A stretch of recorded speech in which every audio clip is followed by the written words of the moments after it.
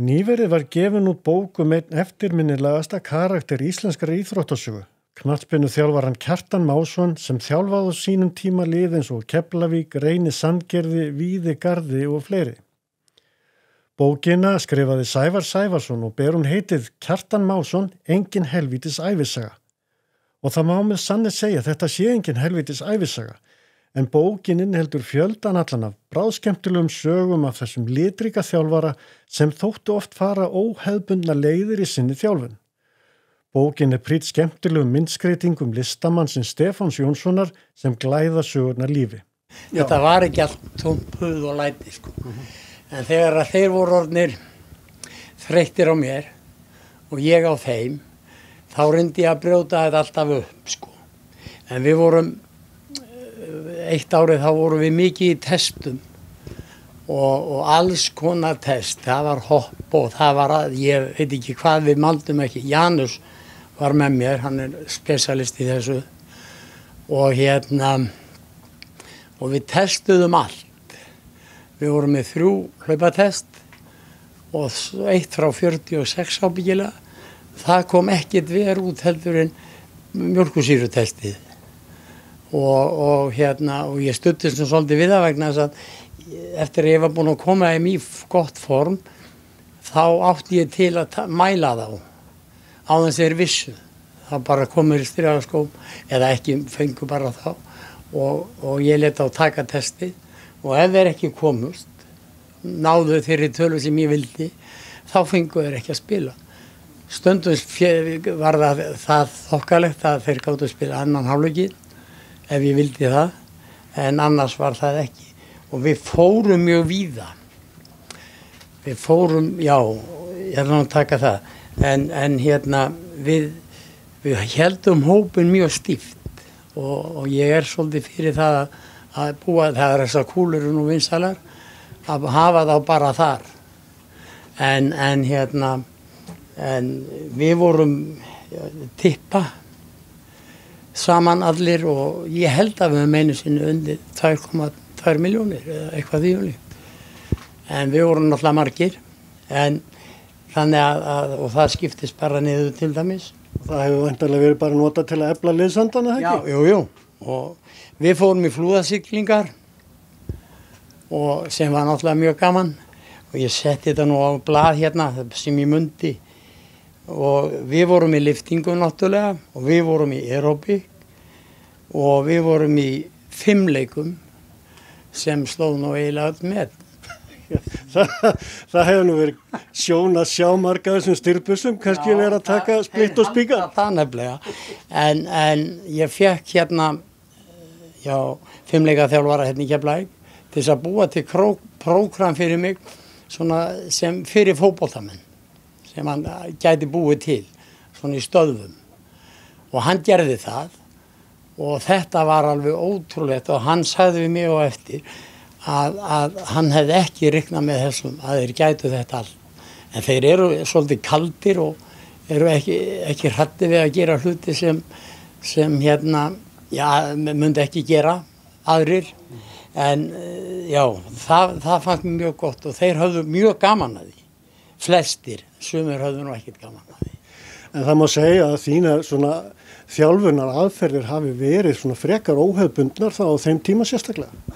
Já, ég vissi náttúrulega ekkert það en þetta, mér fannst liðleikinn og snerpan kannski mætti vera mun betri og að því gerði ég þetta og við vorum í þessu svolítinn tíma og hann hafði mjög gaman af þessu sjálfur í rauninni að fylgjast með þeim, hvað þeir gátu og það var ekkert lítið, fannst mér Svo vorum við með 5 leikana og svo æfðum við einu sinni 2 viku í Hafnarfirði á gervigrasinu þar og þeir kyrðu þetta bara á milli og ég held að aldrei verið talað bensín eða neitt svona, þeir kyrðu bara skiptust á og já, það var mjög gott að vera þar en það var oft svolítið svalt á milli þegar vorum að keyra menn fóru aðeins út af og svona, það voru margir til þess að hjálpa þannig að það var allt í lagi. Þetta það áður en að Reykjaneshöllin kemur til sögunar? Já, þetta áður en það var og hérna, já, við vorum þar.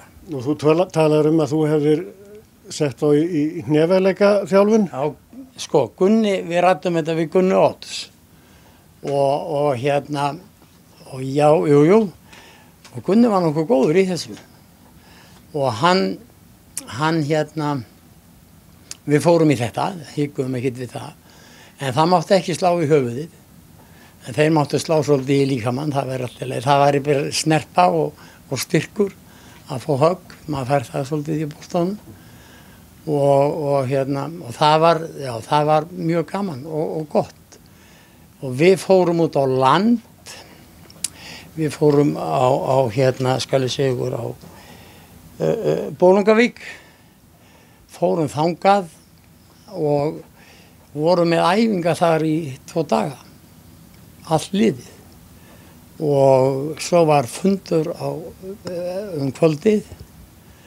og með foreldrum og þá vorum við svona að ræða málin allt bara hvað í rauninni allt væri erfitt í raun og að krakkarnir færu í íþróttir og til þess að þeir lenda nú ekki í einhverju öðru. Þetta var, og þetta voru fjölsóttir fundir.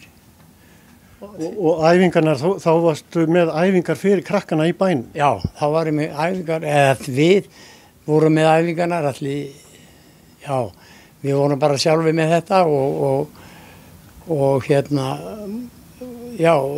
fyrir alla sem vildu koma og það var alveg rosalega margt og ég var líka rosalega hissa hvað voru margir á fundunum. Af því að svo fórum við á Stokkseyri Eyrarbakka, ég ruglaði nú alltaf saman.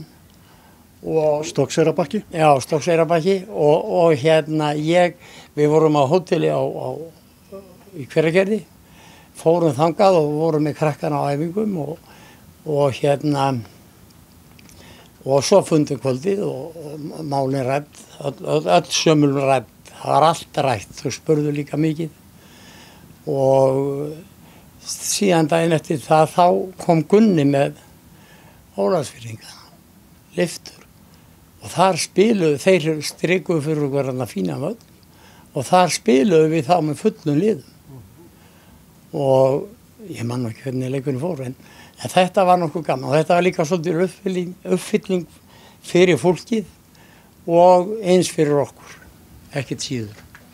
Þannig að það má eiginlega segja sko þessar æfingar sem þið hafa verið að bjóða upp á út um land, þetta hafi verið bara svona forvarnastarf sem að þið hafið bara af sjálfstæðum verið að leggja út í?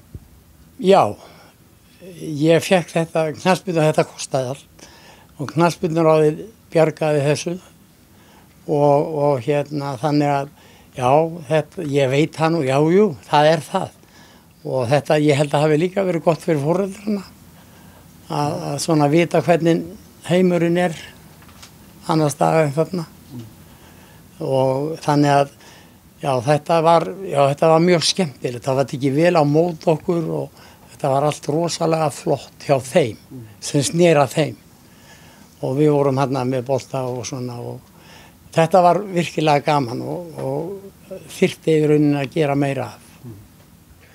En snúum okkur þá aðeins að þér. Nú ert þú fæddur og uppalinn Eyjamaður. Hvernig orsakast það að þú flyttur upp á land? Já, það var nú bara gósið. Ég var þarna fyrstu vikuna út í Eyjum. Ég fór þarna með sjúkrabíl og var með hann. Það var svolítið erfitt að fá eldra fólki til þess að fara og hérna, en ég var þarna, við vorum þarna á fullu, en svo þegar fór að líða og þá þurfti ég að fara að vinna aftur og þá kom ég hérna, fór í Sandgerði, byrjaði í Þorlákshöfn og fór svo í Sandgerði, nei, í Garðinn segi ég, upp á að þar tók ég við tókum frystihús þar, ég og Baldvin Njálsson. Já, þú fórst í fiskvinnslu? Já, ég var búinn að vera í henni og var með réttindi þar og hérna, ég fór í það. En hvernig með íþróttakennarannámið, hvenær fórst í það? 64 64, byrja að kenna 65, ég held það.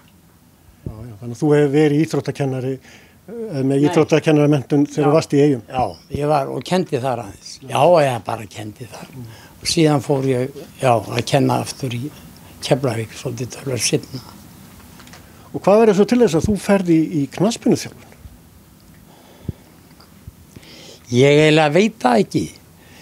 Ég bara ekki klár á því. Ég var með handbolta líka, ég þjálfaði það.